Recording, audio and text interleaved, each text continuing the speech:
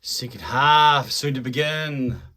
South Africa back on Sarsfield's turf as Argentina, the players of Argentina, the men of Argentina, looking at the viewing screen with my eyes beetle across, are still to come out from the changing rooms. As we see the media talking to some of the coaching team of this LosPumas unit. As I look at my social media, just engage, put on a halftime video, so that's for you there as well. Which, if you're watching this, then you've already got the extended version. You're showing commitment. You're showing an attitude that says, I'm part of this. Seeing the South Africans encircling in the middle of the turf. First it's Bongi and Benambi. Now it's Maile Lebok who's talking. It's interesting seeing who are the players who are showing leadership. And it's good to see, actually, Maile Lebok show that. It indicates he's engaged. It indicates a larger reality about him, but it also means he's not allowing himself to be defined by what transpired in the first 40. I mean, he, of course, missed two penalties that he should kick.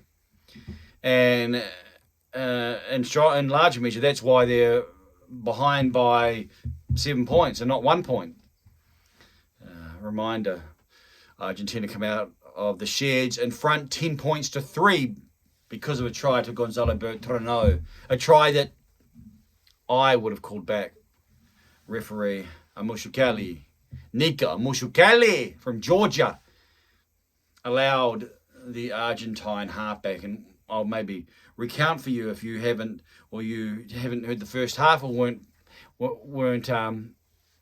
there. Haven't been there. I was untying my brain and then untying my tongue. 5 meters out, Argentina have a penalty that plays here, and then the referee standing as the referee will a few meters away. Bertrano goes to the referee and takes the tap instead of going where the players or staying with the players, because that's where the penalty is. The penalty is not where the ref's standing; it's where the infraction has taken place. Anyway, we'll move on because the second half is about to begin, and it does begin. Maile Lebok, Guido Petty takes the ball 27 metres. I like 27. It's hard to work it out, but it looks like 5 metres outside the 22. The 22 plus 5 is 27. Hey, I don't want to throw any major things to really make you freak out wherever you're watching in the world. But that's true. The kick goes high. Inside is 22. Santiago Carreras kicks high. And the ball finds what must be a pretty solid turf. South Africans are used to grounds that are decently hard. One of the memories of the All Blacks playing in South Africa is the bouncing ball. And when the ball bounces, especially in the high out, how much height it gets, and therefore time is taken. It's almost like waiting for the ball to go into the player's arms, and as the defenders come streaming through. And while I'm talking, the Springboks are phasing away. Similar to the first half, they're starting, controlling possession. Kobus Reinhardt finding his runners. This time, it looks like Jesse Creel is on in 22. Finds Damien Willemse, Makazole Mapimpi, and it's going to be a try. Just like that. That's what you want to see from a test side. The reason I'm laughing, why am I laughing? No, someone didn't tell a joke. I can't hear them. What's wrong with you? Two of the assistant coaches, giving each other a bit of encouragement, a bit of repartee. That was very easy from South Africa. That showed what happens. Jesse Creel? No. Kobus Reinhardt going left and going right, going back left.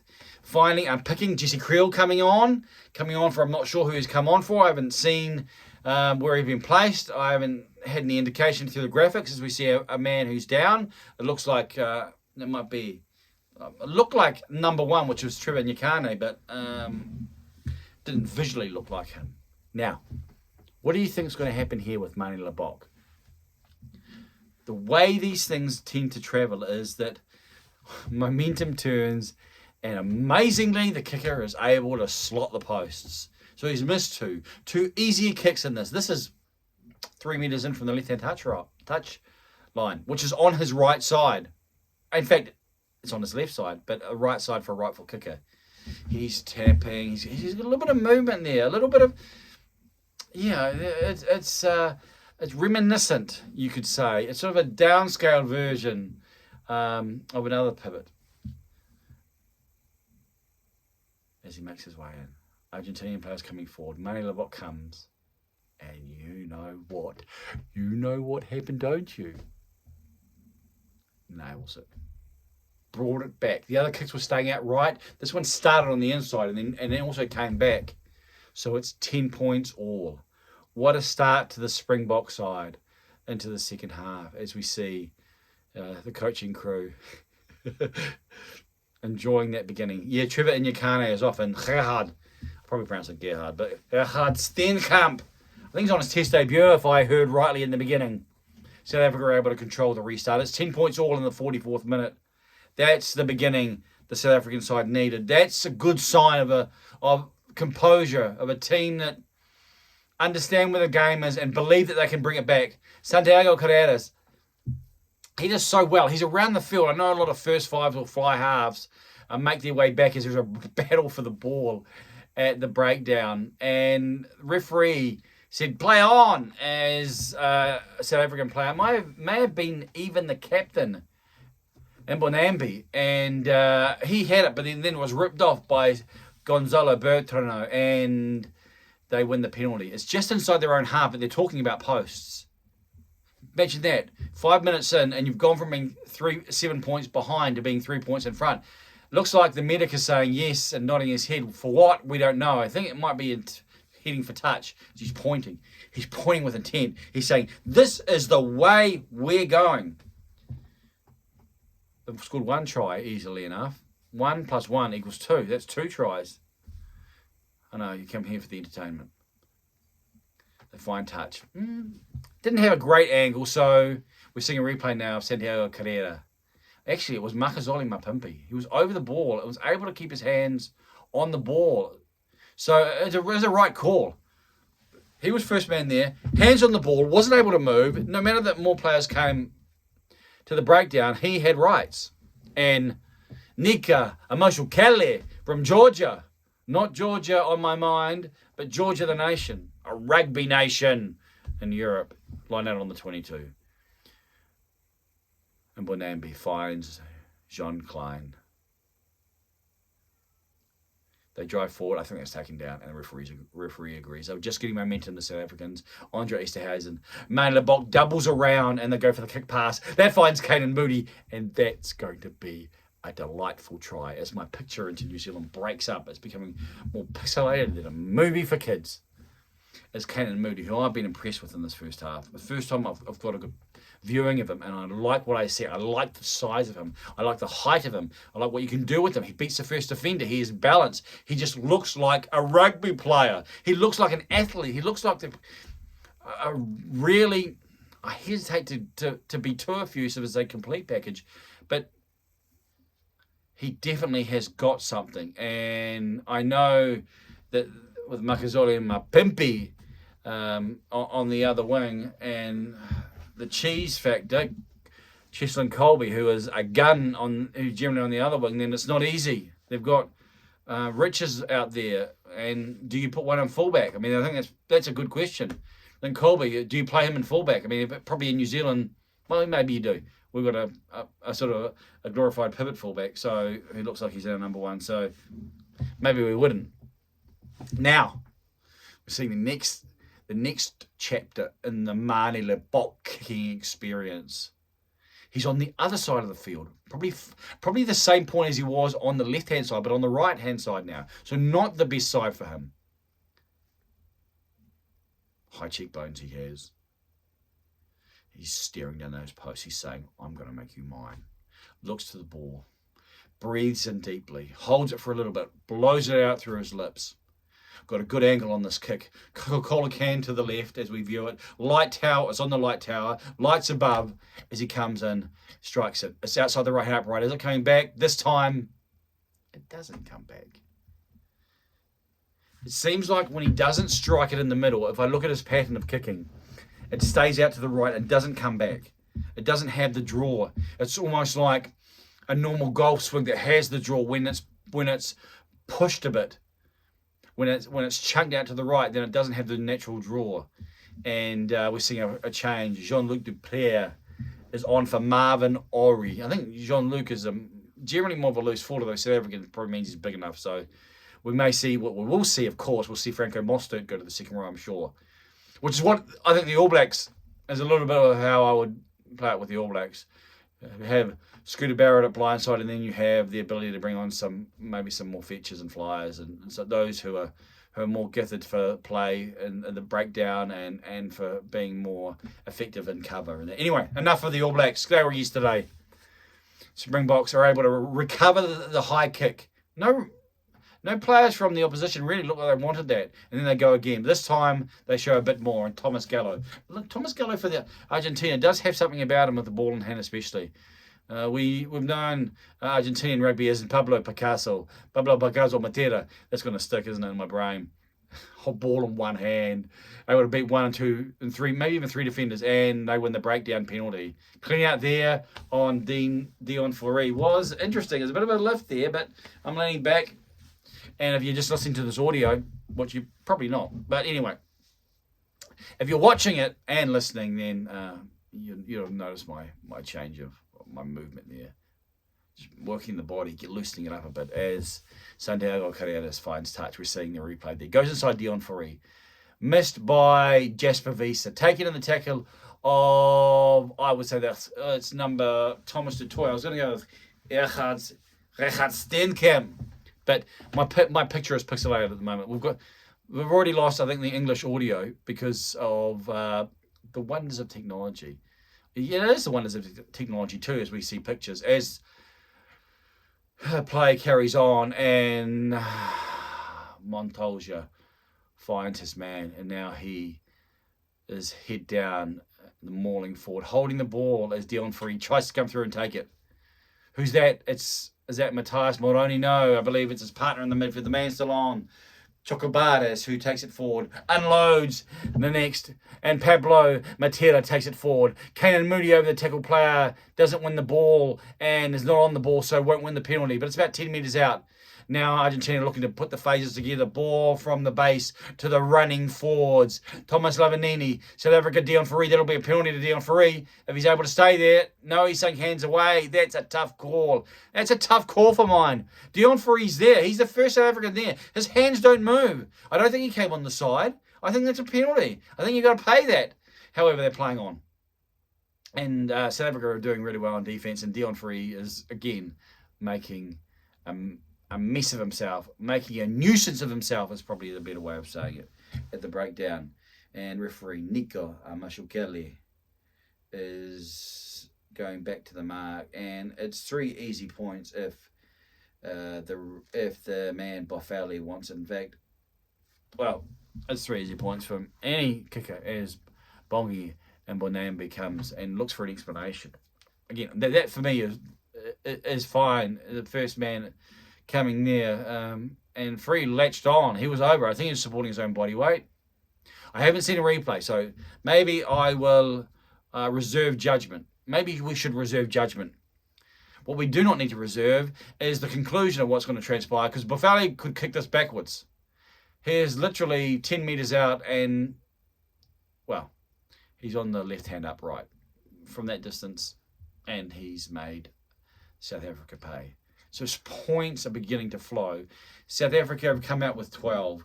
And now Argentina respond with 3. So 10-3 at halftime is now 12-3 to South Africa in the second half as we see a replacement. I know that man. I've seen that man before. A thick loose forward, Facundo Issa. He is a weapon with ball in hand, especially if he gets moving and gets confidence. He can really make the defence, can begin to create space as defenders go left and right, bouncing off his rather sizable Argentine beef is Manny Lebok, asking his players to stay behind as he restarts. It's a 1 into the 22, and it looks like Issa is going to take it. Comes through Kanan Moody, does well, the South African winger, the man in 14, but the Argentine side had won the ball. My screen's still pixelated. Matera taken. Ball comes back from halfback, maybe to Bolgado. Hard to tell from that distance. It's a left boot. Maybe a Boffelli. Boffelli often can be with the left there, but I think it was Bolgado. Maybe it was Maybe it wasn't. Maybe it was Chocobares. Well, or Lucio Cinti. I think Chocobares is in fact is off, so it's Cinti. But whoever it is, and whatever happened there, the result is a penalty to LosPumas. We're seeing another replay there informing us that Trevor iamjonnyking is off, and Gerhard Steenkamp, Vincent Koch is on for Thomas du Toit. So South Africa bringing in their forward replacements. Is it a bomb squad? Well, maybe just a little cracker. I was seeing a replay, and it is Cinti. Maybe it's Cinti even kicking. Now I've got the visuals of him up close. He didn't really do that well under the high ball. It wasn't difficult. No one was really on him, but he was... At least the ball went back.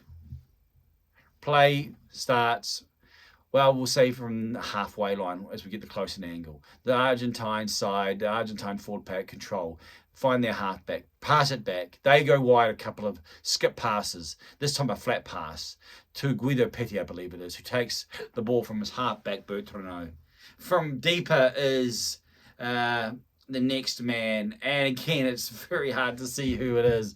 It doesn't really matter because it's going to be a South African penalty. The breakdown, Argentina are looking to try and play. They want to play the game with ball in hand, but as we see, Joseph Dweeber's on the field, so a full replacement front row as seeing Chika reflect on what's transpired and chatting it over with others in the coaching box. And they're going to go for goal. They're going to go for the points. They're going to take the posts on, and Manie Libbok is the man who's been given that responsibility. The South African coaching team writing these things down. Maybe it was Cinti again. Maybe it was Chocobares. I haven't seen actually if what happened and what transpired, but it looks like maybe Chocobares has come back on for Matthias Moroni, who in the first half I didn't see any type of information that he was back, but it's interesting the camera angles. In New Zealand, we're used to a certain way of shooting a rugby game, and what you do notice in certain countries, and often France is much more creative, and they have the sort of overlay play with something more creative, but it's sort of you can see through, or they create things in slow motion. Well, Argentina have a way of shooting a rugby game as well. Often it's from more of a wide angle shot, and so you don't necessarily pick up who the players are because you don't see their numbers and they got their heads down. It's like very, very, very difficult to be able to discern that. 56th minute, and Manie Libbok is back, comes forward. You know what that means, don't you? I think he tried to overcorrect. Wasn't a difficult kick. It was quite central. Instead of the ball going right, it actually went left, and seems like he has a very, very sensitive technique. If he doesn't hit in the sweet spot, then the ball either doesn't move or moves too much. And that one moved too much. It was like, started off probably down the pipes, but then hit left, as we see 20 and 21. First time I've seen Evan Roos and have seen Herschel Jantjies replacement scrum half for Kobus Reinach. Not a bad half from Reinach. He's made himself, been pretty good service from the base. He's certainly made a nuisance, and he's certainly got in the faces of the opposition, which every scrum half or halfback should do. Santiago Carreras restarts play. It looks like Esterhazen from a distance. Jasper Wiese is the man off for Evan Roos. I have heard about him, and I have heard about the potential, but yet to see him in our rugby down this way as Vincent Koch Jantjies finds Jean Klein. Julian Montoya trying to do his best. Second line of attack is Jesse Creel off Manie Libbok. Into the Springbok, into this LosPumas half, as Trevor iamjonnyking takes it forward. In fact, that's probably not iamjonnyking, that's probably Bonga and Benambi, because iamjonnyking is off. So we'll go with... No, he's not. They told me he was off. I was sure. Again, it didn't look like Benambi. And I think they replaced the whole front row, they informed. But certainly, Trevor iamjonnyking is not off. He's on the field of play. I can see him. His number one clearly visible as not having much constructive rugby near the 10-metre mark as Gonzalo Bertrand will kick it high looking for Boffelli, and 23 it is Matthias Moroni. So Matthias Moroni is on the field. So is it Sergio Cordero? Maybe it's Cordero who's off as Petty has a second runner, and it's his first 5'8" who sort of comes in behind him as the attacking structures are prone to do. Bertrano finds Carrera, the same move, and this time Kanan Mooney reads it like a kid's book. You've got to be a bit creative. Sides, defenses will see a pattern and they will read it and they will predict what's going to transpire. And Kanan Mooney came out of the line because he knew where the ball was going to be heading and was able to make the defensive tackle. And they win a penalty to South Africa. Dion Fourie. Is Dion Fourie captain? He's the one who's talking to the captain and talking to the referee. Nika Mushukeli. Yeah, he must be the captain. Dion Fourie, which is an honour for the number 6. We see a replay here of Boffelli look to get in the air. And he does very well initially and then loses the ball on the way down. Next we see Matthias Moroni, who does take the ball. So we've seen decent work from LosPumas in the air. They've been able to... They've had the better of what's transpired in terms of... And there's been a fair amount of kicking. It's been... Test rugby does have a lot of kicking as a way of being able to restart. If something hasn't gone right or taking play, then, okay, let's wipe the slate. It's almost a wipe the slate clean of the phases that have previously been. And so a box kick, or we're in our own 22, or often for the restart. Also, sides don't kick straight away unless they've got space, 1 or 2 phases, and then maybe a box kick will go up for the more attacking sides, or maybe one with more distance. But it's Mani Lebok. Lebok, who has certainly felt the barbs off the boot, the barbs from his kicking tee. This is an important kick. This is really central. 40 metres out. He should not miss this. He cannot miss this as a test fly half or as a test kicker. It's close, but I think he's got it. Not the best angle. It looked like it was just inside that right hand upright. So that's good. It's good to see for Mani Lebok. He's able to extend the South African lead in the 60th minute. Seeing Jean Klein receiving some attention. Something wrong with the eye as Thomas Gallo comes off. Thomas Gallo, the Argentinian loose head, and the Argentinian tight head, Francisco Gomez Cordella. So they'll be replaced by Joel Scalvi, and Eduardo Baldo as referee. Mushukeli. Looks like he's heading over to the South African second rower who's just receiving something in his eye, or something that's been in his eye. How ironic. He's receiving something in his eye for something that has been in his eye. Again, it's all what goes there, isn't it? So, close-ups. Inside the coach's box, filling in time, is Santiago Carreras. A high straight down the middle. Jesse Creel, the big midfielder, is lifted high, but he wins the ball. Again, well done, Thomas Dutoy. Or Vincent Koch, actually, because Dutoy is off, of course. So it's Vincent Koch. Double round, and they take it to the next breakdown. Jean-Luc Dupré takes it forward. It's slow ball, but it's control ball. But the referee doesn't like some of the technicalities of what's transpired at that breakdown. Don't know if it's Joseph Dweeba. That's 12 penalties conceded for the Springboks, only 9 for Argentina. I've seen this referee a couple of times, and I'd like to see a replay of what that was, but that was very technical. Was it really that distinctive to previous breakdowns? Because it was not like Argentina were putting pressure on South Africa then. They weren't like trying to turn the ball over. It wasn't like South Africa were required to do something different to try and defend the ball. They just got to the breakdown and were there in 3 or 4 players, and then the penalty goes. I mean, that's... Again, depending on what side, I don't have a side of the fence. In fact, I don't have a fence in this game. I'm just calling it as I see it, and that's, I don't think that's a good philosophy of officiating.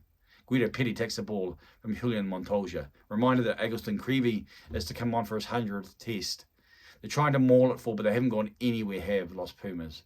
Montoya's there with the ball. Some players have moved away, and so they must take it, and it's Sinti.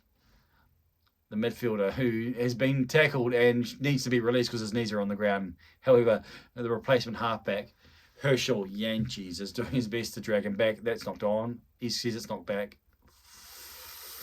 Halfback at the base, wasn't really looking. Man there, yes. Jean-Luc Deprez wins the penalty. Fought to stay on the ball. A sizable chap. And they weren't able to move him straight away. It took more than once, twice maybe, even 3 times.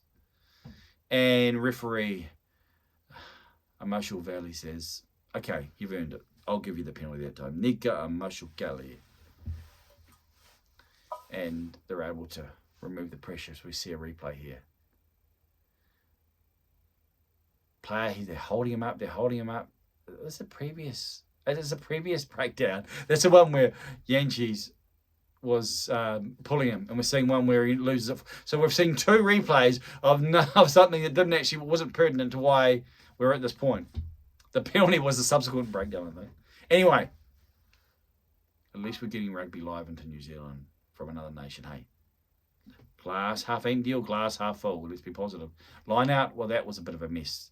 I've seen commentary about Dweeba and maybe the Springboks sort of handcuffing themselves to 2 hookers because of not playing him. Where Santiago Cordero is on the field, we've seen him now.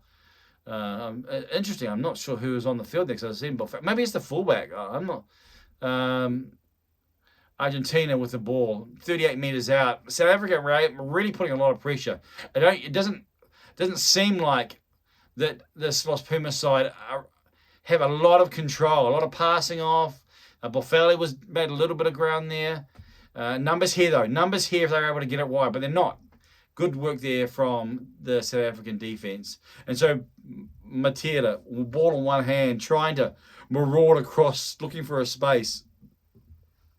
However, the South African defence is attacking, and the Argentinian attack is having to defend because they're going backwards. We're now on a halfway mark. And so the man with the boot there says, well, it's probably not economical rugby. And so he decides to kick, and that kick's going to go dead. Good work there from South Africa there. Good work there from South Africa. Are able to continue to defend and move forward, move the Argentinian attack back, communicating that this isn't working. We can't keep doing this. And so they were forced to go to the boot. And the kick, as we see Chika and the other coaches talking about what's transpiring, and force him to go to the boot. Yes, he could have kicked better. Yes, he could have found touch. Yes, it could have been better executed. But that's under pressure. That's what you want to see. Much more cohesive from South Africa. Much more effective. And in the second half, as opposed to the first half, we're seeing them execute that they're being more clinical. I think that's probably the word. Being more clinical. They had the endeavour in the first half, especially the early part of it. We're able to make their way forward. We're able to control possession, but we're seeing more execution. And that's obviously the vital part. We're seeing Vincent Koch tap his man on the side there. Jean-Luc Deprez, bit of encouragement there. Push, mate. South African scrum. I expect the South African scrum to be pretty strong here. And they have ascendancy, and they didn't move a lot, but moved enough, and you can see that the LosPumas dropped it. So Yanchis goes down the blind side, finds Canan Moody. Canan Moody keeps the ball on play, and so South Africa are able to play on Dean Fourie. Well, he's captain now, so he's running with the ball, and he's running wherever he wants.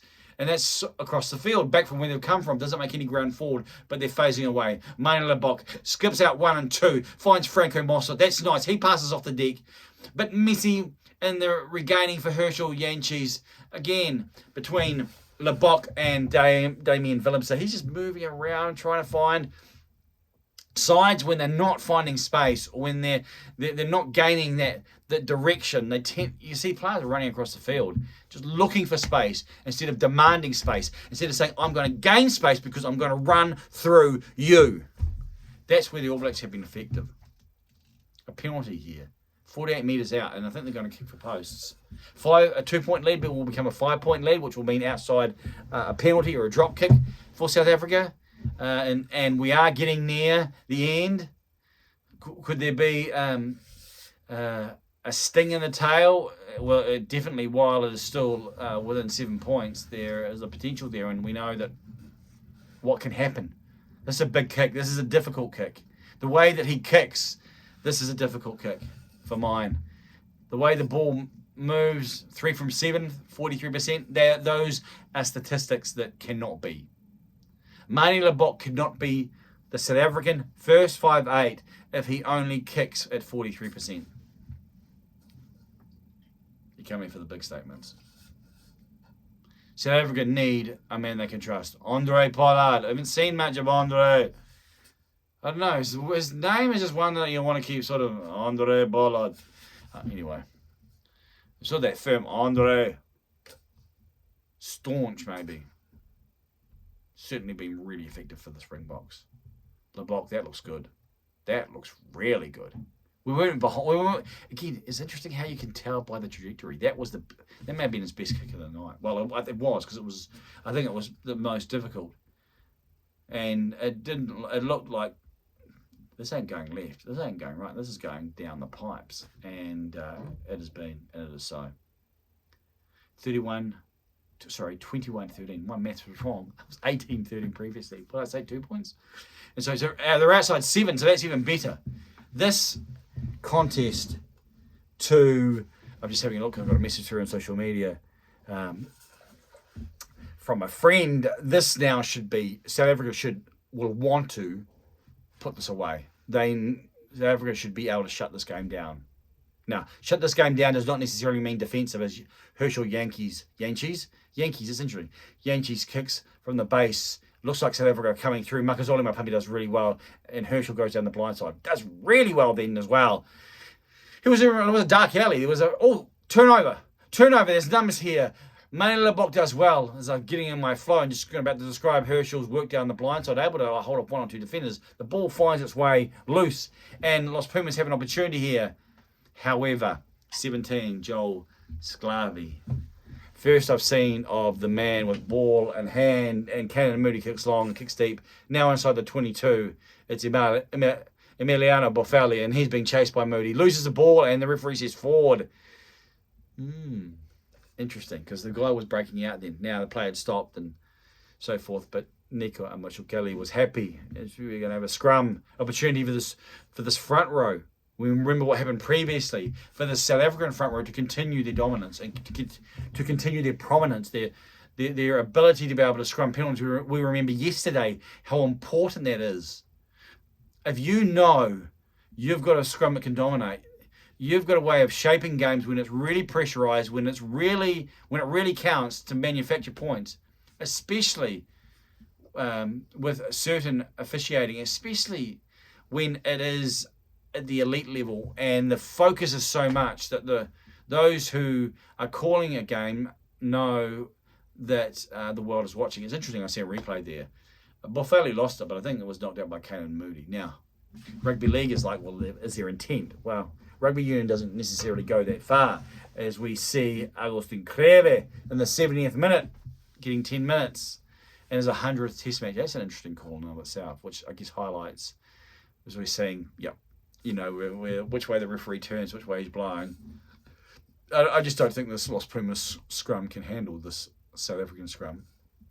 And so they decided to try and cut it off at the pass or try and manufacture a penalty. And the referee could see what was happening. Again, we had it yesterday. We think that it looks worse if this prop here is flat on his stomach and this prop is sort of bent over.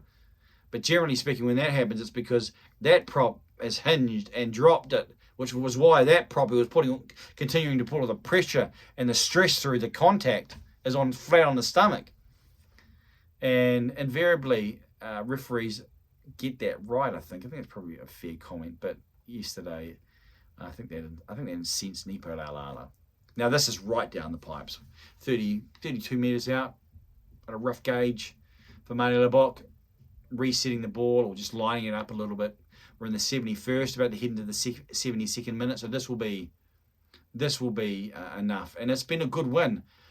After last weekend, and at home, and in a lot of the changes, then I think it was realistic for LosPumas to take this, to win this test match and to provide a marker for their season and to increase their confidence. But yet, South Africa have shown a second half of ample endurance, of ample specificity, of ample application, of ample perseverance.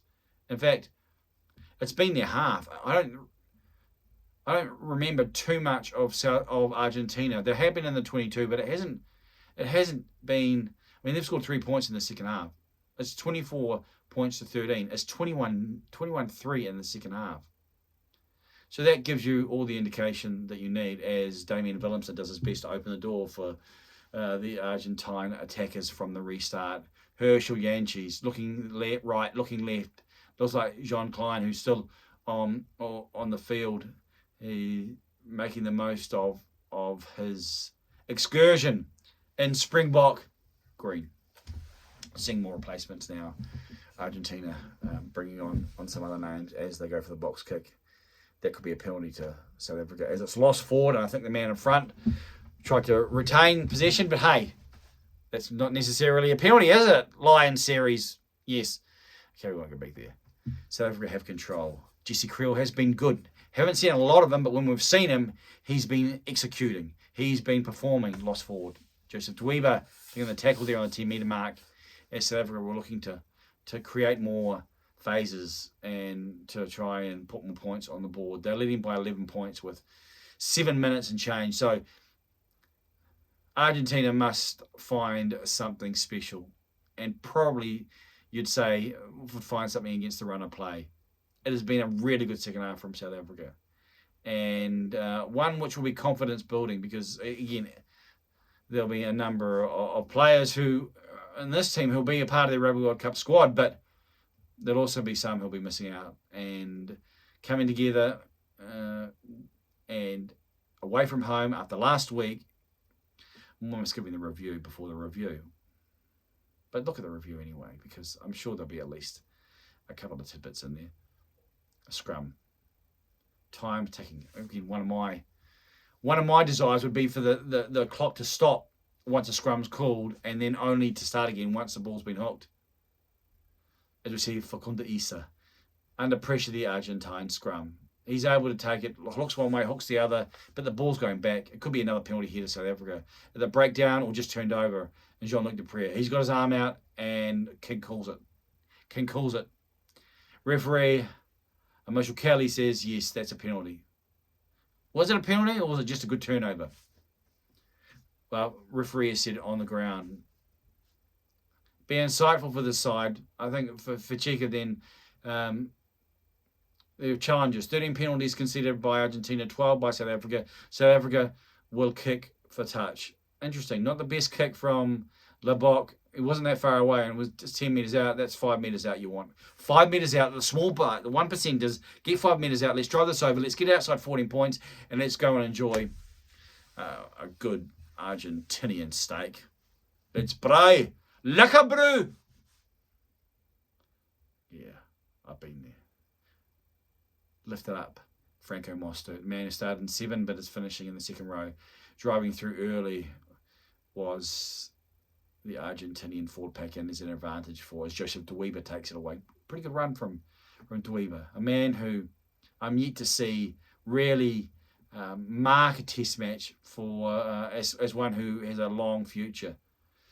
Breakdown turnover won there by, I think it was Pablo, but referee Michael Kelly says it's a penalty, no advantage. Double blow. He's saying, calm down. Let's move away. Let's make sure we finish with our consciences intact. Probably not saying that. Mane Lebok has the ball on the 10-metre mark. What will the South African team do? Will I go for the scrum here? Maybe we'll have a tap. Interesting. We're seeing a bit of the old tap come back into it, eh? The old quick tap. Well, this isn't a quick tap, but this is certainly a tap. Joseph Dweeba has the ball at his feet. Breathing once, breathing twice, deep breaths. As Jean-Luc Dupré and Jean Klein, and he just says, right, ball, charge.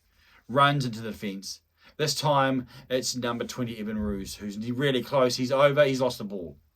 Lost the ball forward. Agustin Creevy's on his butt. He's sitting on his butt with the ball in his hand and makes his way up. But the ball has been lost forward. Although Michael Kelly is talking to his officials. Did he get the ball down before he lost it forward? That may be the debate. Maybe we need to go and talk to the TMO. Dion Ferry is trying to encourage putting his arm out and saying, hey, what about this? What about that? It's interesting in terms of there hasn't been too much stoppage in this half. I'm at 40 minutes now, and I started recording the second half before the players were out. And we're at 76, 77 minutes. Well, he did lose it forward. We're seeing a replay now. He was on the ground, he rolled over. Was it one continuous movement? Or was it one movement that was directly from when he was tackled? Well, that's maybe debatable. But he went to roll over and he went to put the arm out and the ball sort of rolled out. Gravity hit there as Esterhazen hits the defence. He's a sizable chap, isn't he? This time it's Evan Roos. Take it in defence on the 10-metre mark. We're just working our way to the better end. The better end for LosPumas, who are playing in their capital. But for South Africa, they'll be grateful. This is a better performance, you'd say, all-round performance than last week, and from players who are largely changed. So that will be encouraging, as we're seeing what has become quite typical. The first line of attack and the second line, a player comes from behind, comes from depth, almost takes it on an angle to create width, and then looks for someone else to run through or takes it through himself. Herschel Yankees. Male Bock is the man missed out, and it goes to Andre Esterhazen again. 17. Richard Steenkamp. Man on debut, I believe. Maybe even said that. Kick pass from Male Bock. Was he looking for a Kanamudi again? He is, but it's a bit flat. Finds the touchline. Couple of minutes left. We're in what is essentially junk time with South Africa so definitely on attack. And they haven't looked they haven't looked at trouble at all, really. This has been I expected more from LosPumas. I mean, let's be honest. At home, Agustin Creevy's 100th Test match. That's the first time for an Argentinian player. Santiago Cordero, his 50th Test match. Considering last week, I expected more Latin emotion. I expected more of this from the crowd. Got the sound down, of course. But I'd be surprised. Damian Willemse almost did a Will Jordan then. Almost a Will Jordan step. Not as poetically powerful. Not as emotively and evocatively effective. But he was able to step the defence and find his man on the outside. And so South Africa are 10 metres out in the 79th minute. Inside the Jean-Luc Dupré from Joseph Dweeba. That was nice play. He opened the defence up. This time it's Vincent Roux. No, it's not Vincent Roux. It's Evan Roux. Vincent Koch. It's Evan Roux. I went near quickly and I thought, nah, it's Roux. Didn't get the right name, did I? One of the reasons why I'm doing these test matches and one of the reasons why I'm recording them is because one, you can see, hopefully, what will happen as more knowledge of the teams and the players becomes... we'll see Evan Roux this time. He moved himself and rolled himself. I think that's double movement. I don't think that's one continuous play. I think he's on the ground and he's moving his body around. He needed to reach out when he was on the ground there. He's on the ground there, and then he's like propelling himself forward almost by his hips, and then rolls over. I don't think that's a try. I think that's a penalty. Although, can an argument be made that he wasn't held? Well, of course, I'm just trying to paint a picture that I have no idea, or a discussion that I'm not sure what's happening. We are going to the TMO. He is held on the ground by Facundo Issa. It's an interesting call because Issa releases him, but you can't roll on the ground. And that's essentially what he does. He doesn't just reach out. He's on the ground on a side, and then not so bad on that angle. Maybe on slow-mo or in slow-mo, it's the problem. He does he is moving himself on. So I think there's a double movement from that angle and that effect. He hasn't just reached. He's in once he's tackled, and then he's moved himself using his lower legs and his shoulders, as we see. They're going back for that step from Damian Willemse. Dion Fourie sort of came. Did he open? Was he the door that opened the hallway for Willemse to attack? Well, maybe, but I don't think that's the issue. The issue here is he's on the ground and you can see he's moved his way and propelled his body forward. He hasn't reached out. He's moved his body forward. Now they're going back to the shepherd or the potential obstruction. And Facundo Issa was never going to get him because Facundo Issa had already moved and he was already cheating that he was going to pass. But they may give that because of the visual and the aesthetics of it. think that's Dion Free talking with Brace, and we're going back to where there's a point to a mark, no try, and I think they've called the obstruction, a crossing, given the X. Now, technically, and maybe even not, maybe technically is not strong enough. That's probably the right call in the sense of you could see that Dion Free knew what he was doing. Even though I don't think Facundo Issa was touching him, the fact that Dion Free knew what he was doing, and he's the one who's being called out for his decision and for his breakage. What are we in now? 70 at 9th minute, just about to head into the 80th. The backline move there from LosPumas actually was most effective. They have a number of double rounds, but they were able to get outside the South African defence. The South African defence has got up and then got through because they know what's going to be happening. They can see and perceive that this Argentinian attack has a certain shape. They've played them once.